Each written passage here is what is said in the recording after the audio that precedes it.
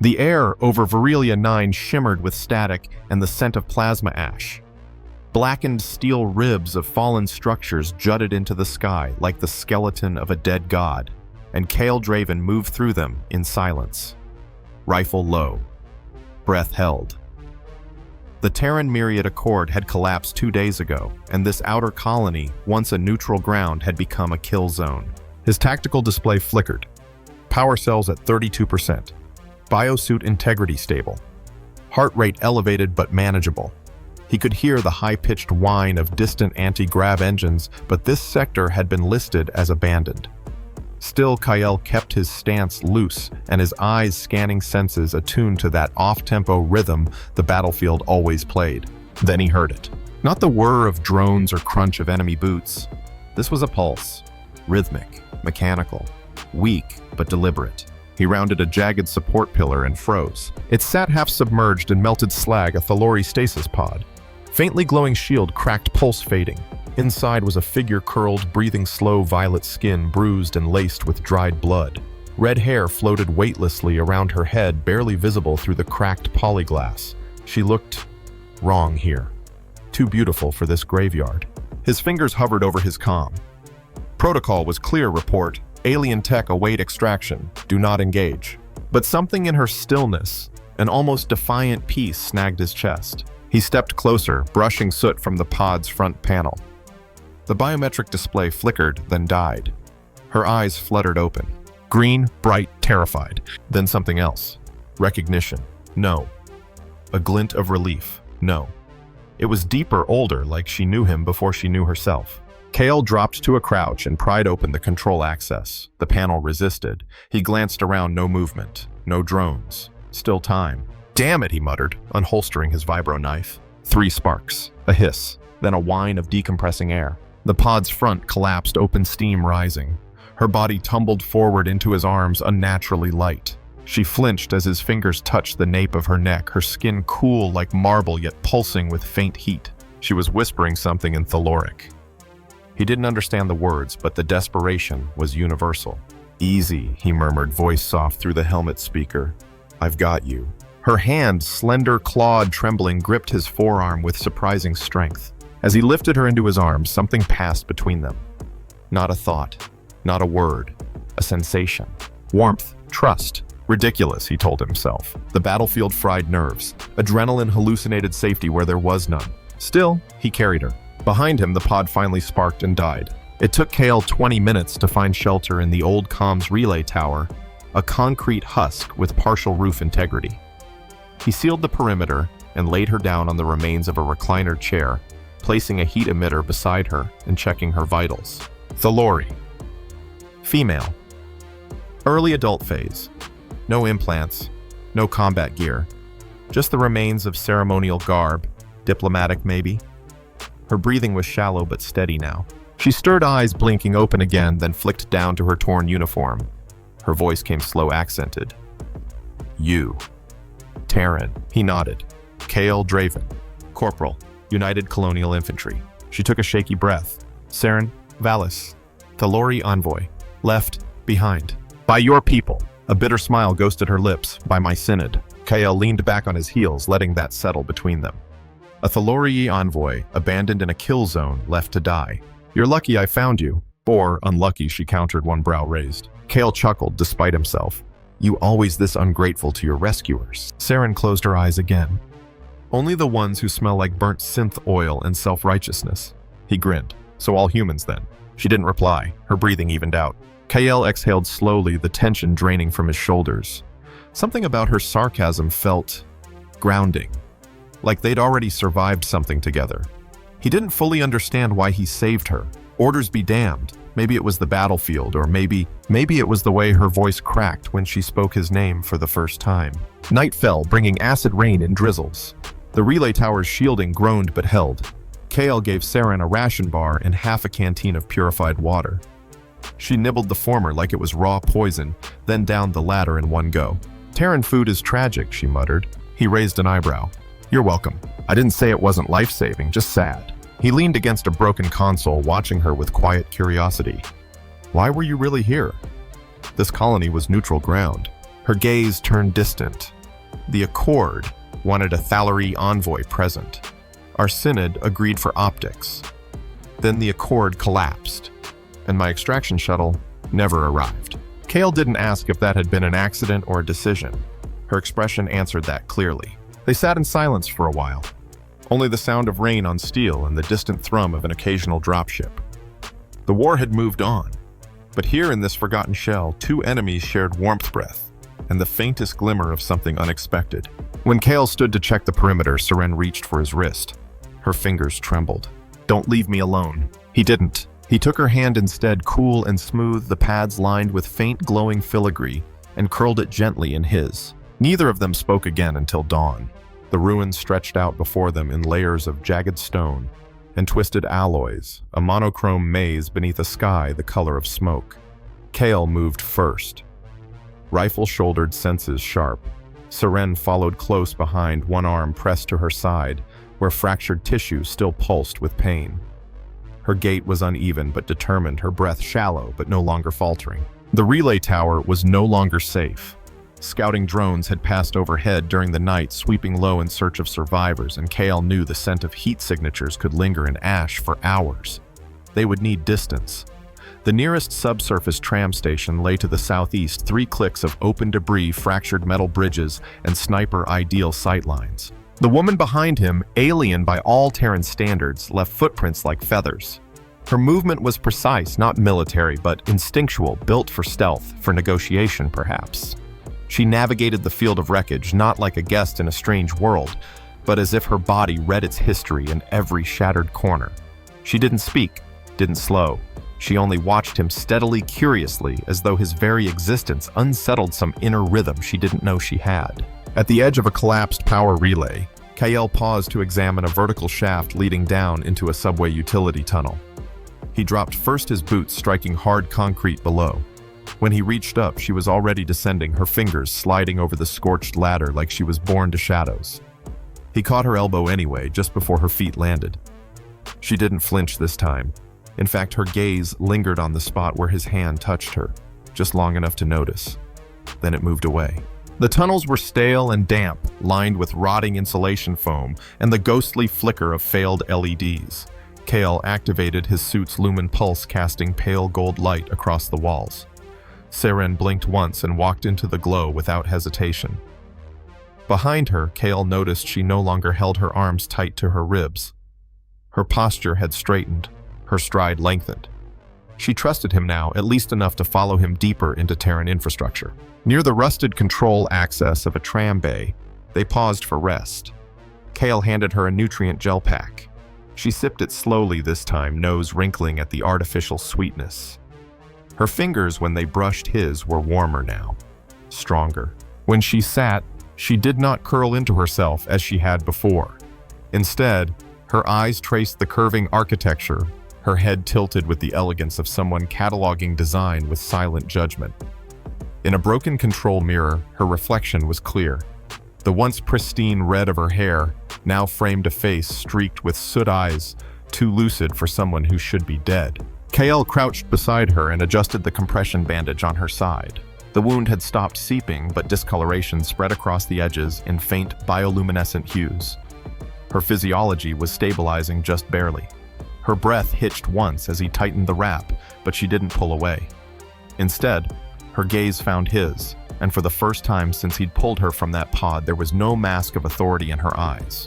No diplomat, no envoy, just someone exhausted and very much alive. They moved again after an hour. The route ahead narrowed to a collapsed maintenance corridor. Heat signatures spiked as they passed through, warning of unstable energy cells leaking radiation. Kale covered her with his body more than once, shielding her from pockets of ion mist and falling debris. She responded without comment, never asked, never thanked, never hesitated. But each time she matched her steps to his, drew nearer, in formation, shifted her balance to echo his center of gravity. At one point, a tremor shook the hallway, dislodging an overhead support cable. Kale moved fast, too fast to think, and wrapped both arms around her, pulling her to the ground just as the cable hissed down and embedded itself in the concrete where they'd stood seconds before. His arm was still around her when the sound faded. She didn't move. not for a full 10 seconds. And when she finally pulled back, it was only to look at the space where they had almost died. Her expression didn't show fear, it showed awe. Like she couldn't believe someone would move to shield her without calculation, without order, without gain. When they finally reached the auxiliary tram station, the remnants of alien tech greeted them. Not Thalori, something older buried in the substrata before either species had laid claim to the surface. Circular walls pulsed faintly with neural inlays. The chamber thrummed with ambient resonance, alive in a way ancient things often are, silent, but aware. In the center stood an oval chamber, its door half-sealed, light leaking from a bioharmonic core. Kale moved first, scanning for hazards, but Seren reached out, fingers brushing the doorway, and something responded. The chamber shimmered. The scent of petrichor filled the air earth after rain, and the lights brightened in greeting. A healing pod. Not Thalori, not Terran. Something else. Seren leaned against the frame, her body trembling again, fatigue winning out against will. Kael reached for her without words, lifted her gently, and carried her across the threshold. Inside, warmth blanketed them. The pod adjusted to their biosignatures, hers, alien his human, and pulsed once in silent acknowledgement. The systems within did not reject either. Instead, they invited both. Kael laid her down onto the chamber platform, her hair fanning across the semi-organic mesh. A soft glow rose from beneath her, cradling her like breath. When his hand brushed her cheek to check for fever, her eyes fluttered open, and for the first time she didn't look like an envoy or a soldier or a woman abandoned. She looked like someone quietly, painfully moved. Their eyes met, and neither one looked away. The healing chamber responded not with words, but with instinct. Coded resonance, bioelectric pulses, and luminous strands of intelligence strung across curved walls like threads in a woven loom. The ancient technology recognized need. Not just physical injury, but something deeper. An echo in two nervous systems, human and Thalori, entwined by shared proximity, danger, and choice. Kael had only meant to keep her alive, nothing more. But when the chamber's interface extended a filament of light to his arm, reading his biosignature and requesting sync authorization, he hesitated. Then he saw her. Seren lay motionless on the platform. Her pulse was fading again. The wound at her side had deepened into the bloodstream's rhythm, destabilizing her core temperature. Her body shuddered faintly, and a thin line of blood silver instead of red traced the corner of her lip. The chamber demanded equilibrium. It couldn't repair her alone. Kael understood what it was asking. He stripped the glove from his right hand and placed his palm over the receiving pad. The interface pulsed once, then opened a secondary harness, one clearly meant for dual occupancy. He didn't hesitate again. Boots thudded to the floor, armor unclasped. Breath slowed. The interior of the pod adjusted, expanding slightly as he climbed in beside her. He positioned himself behind her body, his arms lightly cradling her weight. Her skin was cool and pulsing with faint green fluorescence beneath the surface. The chamber sealed with a hiss. The warmth came instantly. First a low hum, then a gentle pressure like water turning to memory. Bioluminescent strands reached across their skin, mapping neural pathways, scanning the cortical lattice of two disparate species. Language dissolved. Thought patterns flickered. Then it happened. His mind flooded not with her voice, but with sensation. A moment her feet on polished stone as a child walking into the Synod Hall, for the first time feeling unworthy and radiant all at once. A color deep violet, the shade of grief worn during Thalori funerals. A sound her own name whispered by a sibling long dead, now resurrected in memory. Kael gasped, and Seren twitched in his arms. Her mind registered him too. Sunlight on steel, plating the clatter of boots during training, the hard taste of iron in a human's mouth during their first kill. She absorbed it all, not as data, but as intimacy, emotion, texture. They weren't speaking, they were knowing. He saw her shame of being chosen by the Synod not for wisdom, but for beauty. Her genes selected for manipulation, not diplomacy. She saw his fear that every act of bravery was just a refusal to feel helpless again after watching his mother die during an orbital evacuation. Time unraveled. Their pulses synced, and somewhere beneath that convergence, beneath the flood of grief and heat and memory, the chamber made a decision. It merged them, not into one mind, but into a shared perimeter, thought-tethered emotions synced, a neural fusion lattice. His DNA strands tangled with hers along selective markers, not fully binding, not transformation, but harmonization. Healing began. tissue knitted beneath light. Her wounds sealed from the inside out, guided by Kale's own cellular scaffolding. In return, his overloaded adrenal pathways were buffered by her neurochemical calm. He felt his blood thrum with something foreign, gentler, smarter. A second heartbeat joined his own, and in the center of their linked awareness, something stirred. Not from either of them. New, small, dividing, alive. The chamber did not distinguish between biological categories. It recognized continuity of life, and so it responded to the faint zygotic pattern forming within her body with the same care it had given them both, preserving, shielding, amplifying. Kale felt it, a flicker. Not consciousness, but presence, like a whispered question. "Who are you?" he answered without words. "You're safe." The pod eventually opened light, fading to a soft violet glow. Kale's muscles ached with exhaustion. Seren lay still in the crook of his arm. Her body now whole, her skin warm to the touch. Her eyes opened slowly, pupils adjusting to the light. She didn't ask what happened. She remembered it all. Their breaths synced again. Her fingers slid to rest over his chest just above his heart. There was no logic to it, no biological reason for what the chamber had done. The Lorei reproduction wasn't even supposed to be compatible with human strands, at least not according to science, not according to war. But the chamber had made its own rules, had responded to something older than treaties or politics. It had recognized connection. Kale sat up slowly, the cool air of the station brushing against sweat-slicked skin. He reached for his gear. Seren moved beside him, steady now, stronger. But her hand again lingered over her abdomen, eyes wide with a dawning silent understanding. He didn't need confirmation. The bond between them carried more than thought now. It carried the echo of life. Seren turned toward him fully, hair falling loose over one shoulder. She said nothing, neither did he. They dressed in silence, not out of shame, but reverence, their weapons rearmed. The tactical HUD rebooted. Alarms blinked, enemy motion pinged on the upper decks. The kill squads had found them. Kale loaded his rifle. Seren retrieved a Thalori shard blade embedded in the tram wall, her fingers curled around it like an extension of her spine.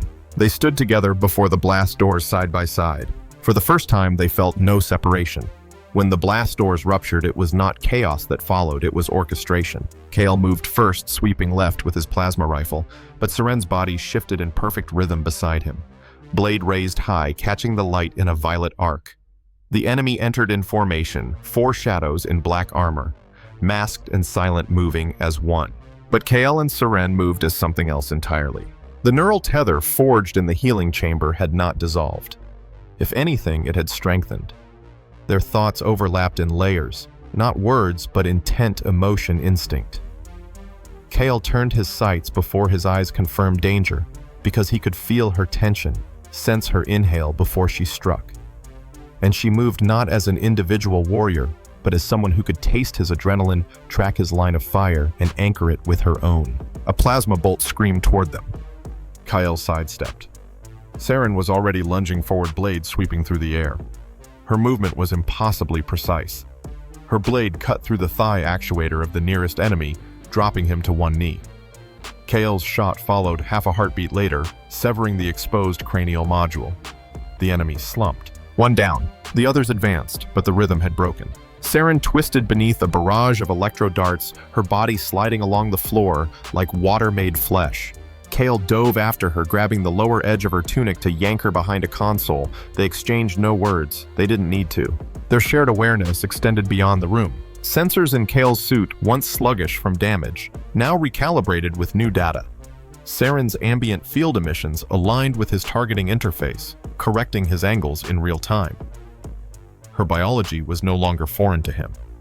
His system recognized her now, adapted. Seren's blade began to hum. The shard was reacting to Kale's proximity, Thalori tech syncing to Terran frequency. A weapon designed for one race now answered to 2. When they struck again, it was like a storm had learned choreography. Kale's rifle fired in pulses that matched Seren's strikes. Her movements opened blind spots he hadn't seen. His suppressing fire pushed enemies into the reach of her blade. One operative turned to flank Kale. Seren was already there, plunging her blade into his back with the grace of inevitability. Another raised a grenade launcher. Too slow. Kale spun and shot the barrel mid-deploy.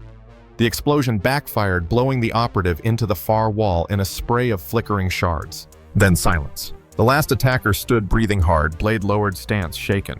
Kael and Seren stepped forward, unflinching, breathing in tandem, their skin lit by residual static.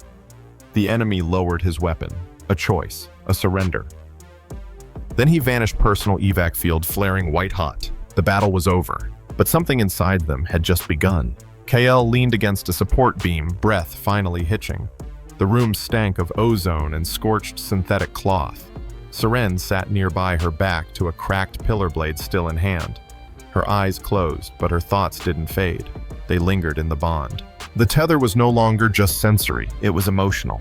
Kael could feel her pulse slowing, her thoughts unraveling like silk. Relief, wonder, and deeper still, an unfamiliar emotion blooming in her chest, warm and impossibly fragile. Hope, but it wasn't hers alone. Kael's gaze drifted to her abdomen. There was no visible change, nothing pronounced. And yet, his body knew. His cells knew. Something had begun there between the folds of DNA, an answer to a question no scientist had ever dared ask. And through the tether, the child was beginning to respond. A flicker of presence, a nudge of sensation. Not thought, but mood. Recognition. Two life forms, Kael and Seren, twined in essence, had created a third, and it pulsed softly within the link. They hadn't just fused minds or bodies. They had birthed possibility. The alien tech around them responded to the change. Panels once dormant lit up. Consoles reawakened, humming low as if ancient systems recognized what had been made. Not a soldier, not a diplomat, but a bridge. A hand extended between species that had only ever traded fire and suspicion. Kael touched the central console. His HUD flickered, then steadied. New symbols appeared, Thalori glyphs with Terran script beneath. The hybrid systems had synced. With Seren's help, they accessed a command node. Deep within the structure, a long-forgotten relay began to pulse, transmitting a signal not seen in centuries. A beacon, not of war, of life. Outside in the dust-covered skies of Virelia 9, something shifted. Drones in low orbit altered flight paths. A Thalori scout vessel monitoring from the upper atmosphere hesitated. A Terran sensor array registered anomalies in the energy spectrum. Both sides were listening. Both sides felt the echo of something they couldn't understand yet. Inside the structure, Kael and Seren stood at the heart of the resonance chamber, surrounded by cascading light. Her hand found his, not in desperation this time, but in certainty. They were no longer weapons, no longer pawns. They were proof of contact without conquest, of biology bending around something stronger than orders. And the child, silent, unseen, was already transmitting. Not signals, but emotion. Wonder, calm, safety. The machines responded, and the world changed. Above the gray cloud line of Virelia 9 orbit hummed with tension. Thalori warships held position in silent formations, sleek arcs of obsidian and gold, their hulls pulsing with organic circuitry.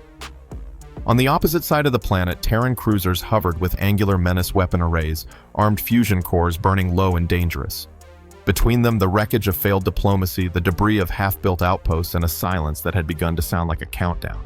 But within the ruins below, something different pulsed. Kael and Seren stood on the command platform of the reawakened alien facility, surrounded by geometric arrays, now glowing in harmonized color, neither Thalori nor Terran. Their linked presence had reshaped the system's interface, rewiring dormant matrices with hybrid resonance. It was no longer a weapon. It was a message. Kael adjusted the bioharmonic projector, locking its beam into a tight burst frequency. The emitter glowed deep amber. In his mind, he could feel the child again, still formless, still silent, but undeniably aware. Their bond had become a conduit, and through it, the ancient tech pulsed with something close to joy. Seren moved beside him with ceremonial precision. The blade at her side remained sheathed. She wasn't here as a warrior now. She was something more rare, a witness to evolution. The broadcast began. The message wasn't a warning. It wasn't a treaty. It wasn't even a negotiation. It was a presence, layered waves of emotion, memory, and shared awareness encoded through the neural tether between them. A language not of symbols, but of sensation, and at its center, a heartbeat. Not Kael's, not Seren's. Theirs. The child! The signal tore through frequency jammers, scrambled encryption, bypassed firewalls with patterns no AI could anticipate. Not maliciously, effortlessly. It simply belonged. In orbit, Thalori command vessels flared with alarm. Elders clustered around cognition decks, attempting to decipher the incoming resonance. What they found wasn't sabotage. It was origin. Saren's biosignature was embedded within the signal. But it was altered, evolved, merged with a Terran strand, a hybrid echo, a genetic bridge. On the Terran side, command crews aboard the cruiser Resolute watched as their HUDs filled with unfamiliar glyphs that began translating themselves. Not with text, but with emotion. A looping stream of warmth, of shared memory, of recognition. The child was not just a fetus, it was a living interface. It didn't speak words. It spoke us. Kale and Seren stood hand in hand as the facility extended translucent pillars of light around them. The ancient machinery had changed shape, reacting to the child's presence by shifting form, producing dual-language terminals and hybridized interfaces. In less than 2 hours, the central node generated a shared resource proposal, Thalori harvesting techniques paired with Terran logistics. A solution to the mineral conflict that had sparked the war. More efficient, more sustainable, more profitable. But it wasn't the logic of it that changed minds. It was the proof. Across Terran networks and Thalori relays, the signal went viral. A diplomat, a soldier, a child conceived not through strategy, but choice. Their neural patterns projected like myth reborn. Two species who had never trusted each other now saw what trust could make. On Thalori Prime, younger factions flooded the Synod archives with messages, demands to reevaluate the Terran narrative, calls to protect Saren, to protect what had been made. Some even whispered the word sanctum, a rare status given only to life forms believed to signal galactic shift. In Terran command, Secretary General Nevin Halveth issued a statement within 6 hours. Ceasefire protocols activated, awaiting response from Thalori counterparts. They responded, not with orders, but with arrival. From the Thalori side, a delegation ship entered orbit, its heat signature benign, its weapons powered down, its destination Virelia 9. And from Earth, an envoy vessel followed, carrying not diplomats, but witnesses, scientists, archivists, and a healer trained in neuroembryonic symbiosis. The rendezvous point was selected not in space, but at the very facility Kale and Saren had awakened. Once a ruin, now a sanctuary. Inside, Kale stood before a projection platform, heart-steady, palms open. He wasn't dressed in armor now. The gear had been stripped away. His stance was relaxed, but his eyes burned with clarity. Saren stood beside him, her presence regal without pretense, her hand resting over the soft swell of her abdomen. She didn't hide it. She let the Watchers see, let them understand. They spoke not as agents of their factions, but as creators of a shared lineage. And when the child's neural imprint echoed through the chamber, a soft wave of recognition that passed through both delegations like light on skin. There were no cries of manipulation, only silence. Then a voice from the Thalori side, young, uncertain but clear. Let the child speak for us. The Terran delegation echoed it with a nod. And in that moment, Kale and Saren became more than emissaries. They became precedent. The facility was renamed the Nexus Accord. A new classification entered the Interspecies Registry Transcordial Hybrid Entity Type Alpha 1, and the war, while not erased, was folded back into memory. Where fire had failed, life had prevailed. A new home rose from the ashes of Virelia 9, not carved by conquest, but grown through consensus. The site of first contact, once a scorched and gutted structure of ancient stone and steel, had been transformed into a living compound. Its walls no longer bore the scars of war, but the soft shimmer of integrated Thalori Terran bioarchitecture. Panels pulsed with ambient warmth, reacting to emotional presence, not command codes. Energy fields adjusted to mood lighting dimmed in response to breath patterns. And the inner chambers sang in harmonics only a hybrid mind could truly understand. Saren walked through the central corridor barefoot, her movements fluid beneath a linen wrap dyed in the indigo hues of her people. Her abdomen was round now, obviously radiantly full. The child within stirred, often responding to sound and sensation with increasing certainty. Not just kicks, pulses, emotional echoes. A silent heartbeat that seemed to resonate with the very walls. Kale watched her from the terrace, arms folded, eyes quiet. He no longer wore his Terran uniform. The insignia had been retired, and the war had been reclassified in the record's pre-Nexus conflict, a term that reduced years of bloodshed to a footnote in the wake of what the child had changed. They had been offered titles, positions, influence. Kale refused all of them. Seren refused most. What they wanted instead was space and peace, a quiet world in orbit of a binary star system where human and Thalori settlers now worked side by side, not in tension, but in cautious, deliberate alliance. Fields planted, energy harvested, cultures translated, myths exchanged. The child was due in less than a lunar cycle. The medical staff, half human, half Thalori, had established a new classification protocol for delivery. The fetus had developed neurological patterns. Neither side had expected cross-synaptic bursts, language acquisition signatures before the third trimester. And perhaps most tellingly, the ability to sync with ambient AI networks when exposed to high-density data streams. It didn't speak, but it connected, and it learned. Quickly. One night, Seren woke from a dream of light moving through dark water.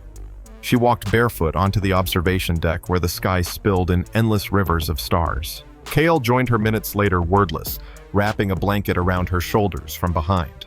She leaned back against him without hesitation, her body now a map of converging legacies. They watched the twin suns begin to rise over the horizon. The gold one first bold, commanding.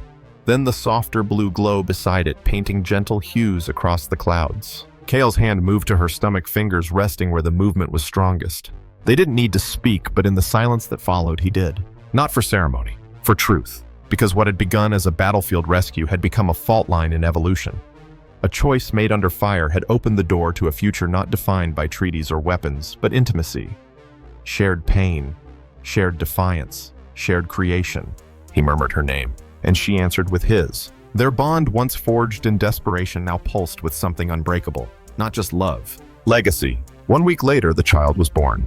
His skin bore the subtle violet hue of his mother, but his eyes, deep, brilliant silver, mirrored Kael's exact gaze.